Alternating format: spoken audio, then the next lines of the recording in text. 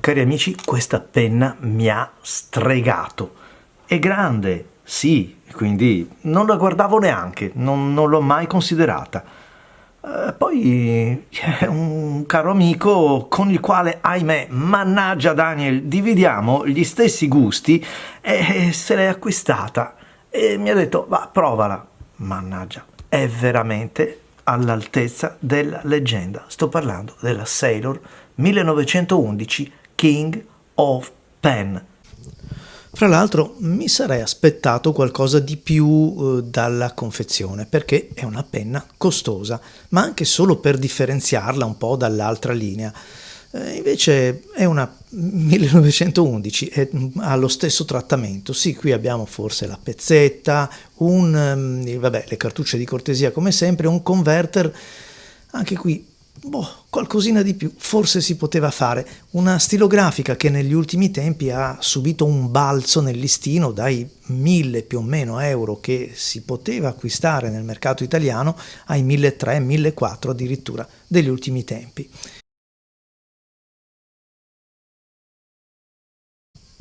Eppure la penna è comunque diversa, si percepisce anche soltanto impugnandola, tenendola fra le dita.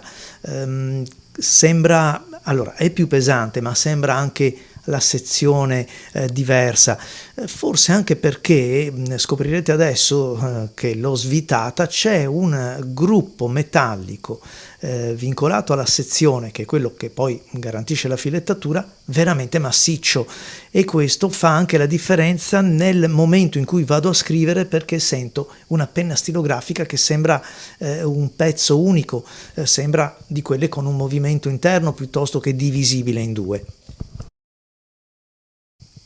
E poi questo Sailor King of Pen che è inciso sulla veretta a ricordarci che stiamo maneggiando qualcosa di effettivamente unico, si può dire.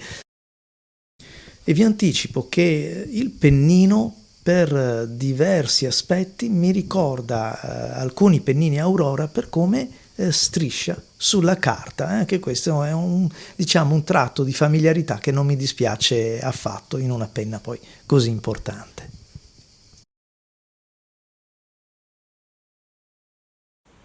Bella, bellissima nella sua livrea, ricorda le più belle penne stilografiche, certo un leggero accenno, comunque la mente va alla Montblanc, la 149, sì, più o meno le dimensioni possono essere quelle, può ricordare quell'altra, sono due belle penne, davvero belle tutte e due, persino quasi un po' più massiccia, in carne oserei dire, la King of Pen. Ma che pennino! Mettiamola subito alla prova. Si tratta di una gradazione M.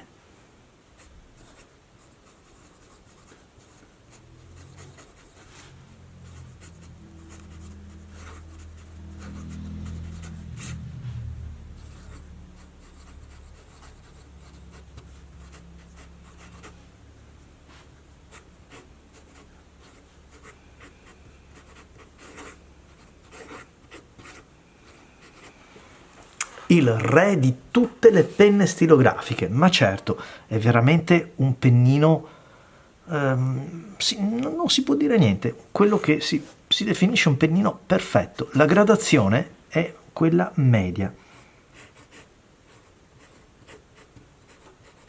Eppure scrive come un fine un pochettino più robusto.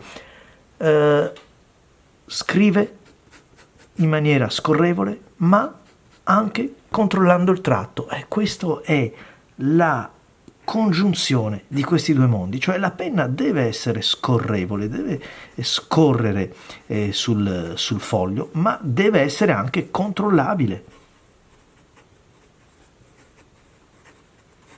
Vedete, vado veloce ma riesco a scrivere. Voglio giocare con la grafia, inventarmi.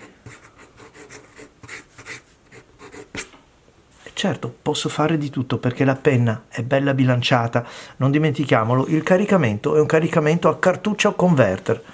Lo so, qualcuno dice ma come? Ma chi se ne importa? Ma che cosa c'è che cosa c'è di male contro la cartuccia o il converter? Tra l'altro è un sistema così pratico e bilanciamento così pratico, bilanciamento ottimale, un pennino che mi ricorda alcuni pennini a 14 carati di Aurora, ma non perché è bello come quello o simile a quello, mi ricorda come sensazione di scorrevolezza. Qui davvero siamo al top. L'ho provata anche su altre carte, ma c'è poco da dire. È una bella penna, davvero realizzata molto bene.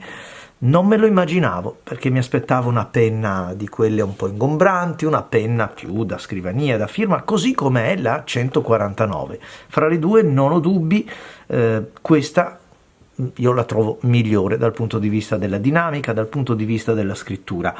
Se non fosse che la 149, che è l'unico esemplare che ho acquistato, ha un pennino che vale tutto il costo della penna, perché il pennino Calligraphy è un pennino veramente unico, è il caso di dirlo.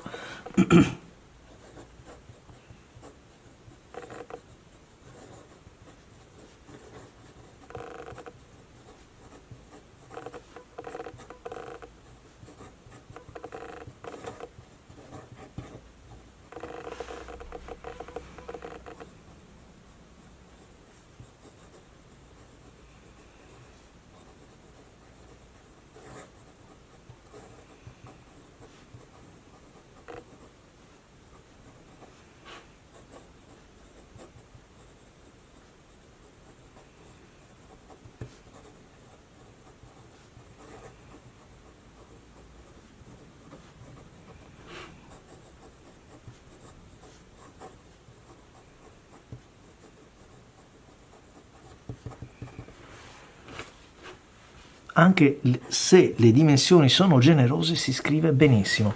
È una di quelle penne che invita a giocare. Certo, perché non faccio nessuna fatica a scrivere in piccolo, a scrivere in grande. Vedete anche un piccolo segno verso il basso addensa un pochettino l'inchiostro, dando quella percezione di variabilità nella grafia che in realtà non c'è, perché il pennino è un pennino rigido in piena filosofia Sailor, però il flusso è così perfetto, lasciatemelo dire, che nel momento in cui ritardiamo oppure quando rallentiamo la nostra azione diventa leggermente più denso e conferisce questa variazione di densità, quindi di copertura, che sembra quasi simile a quella di un pennino elastico. Vi dicevo, vogliamo giocare in tutti i modi, ma certo, perché si lascia condurre come vogliamo, che scriviamo in corsivo, che scriviamo in stampatello minuscolo, maiuscolo, quello che vogliamo essere più rigorosi, guardate come si chiudono, tutti i punti vanno a chiudersi alla perfezione. Certo, vedete gli incroci. Perché? Perché la penna è controllabile, eppure è una penna grande, veramente fantastica. Restando in casa Sailor, non posso fare a meno che metterla al confronto di un altro piccolo capolavoro Sailor, la 1911 Large, non la standard che sarebbe troppo piccola, ma la Large, che guarda caso condivide anche lo stesso pennino in oro a 21 carati. Un pennino che vi ho sempre raccontato essere rifinito ancora meglio di quello pur valido in oro a 14 carati che equipaggia normalmente la 1911 standard ed altri modelli.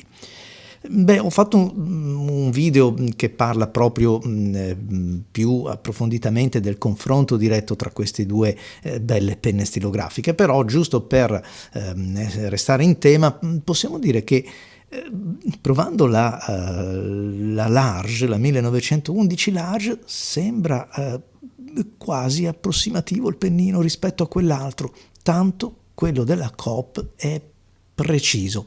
Certo, magari non con tutti gli inchiostri ho avuto questa sensazione. Ce ne sono alcuni che nobilitano la scrittura sulla 1911 Large e qualcun altro che invece toglie un po' di piccantezza a quello della Coop, ma in qualsiasi caso, in qualsiasi frangente, quello della Coop è superiore, è migliore.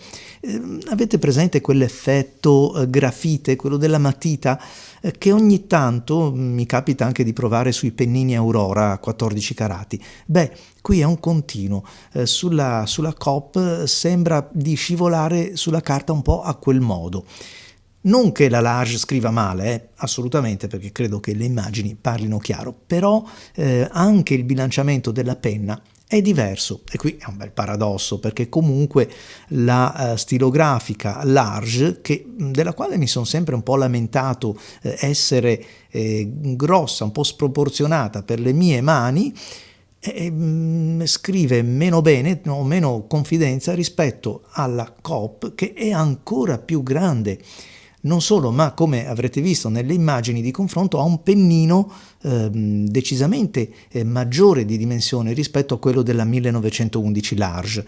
Evidentemente maggior peso, maggior lunghezza del pennino, quindi diversa l'inclinazione adottata nella scrittura, diversa ulteriormente la sezione dell'impugnatura, sta di fatto che fra le due mi piace più la King of Pen. Mi trovo meglio, riesco ad esprimere meglio quello che è il mio modesto estro artistico.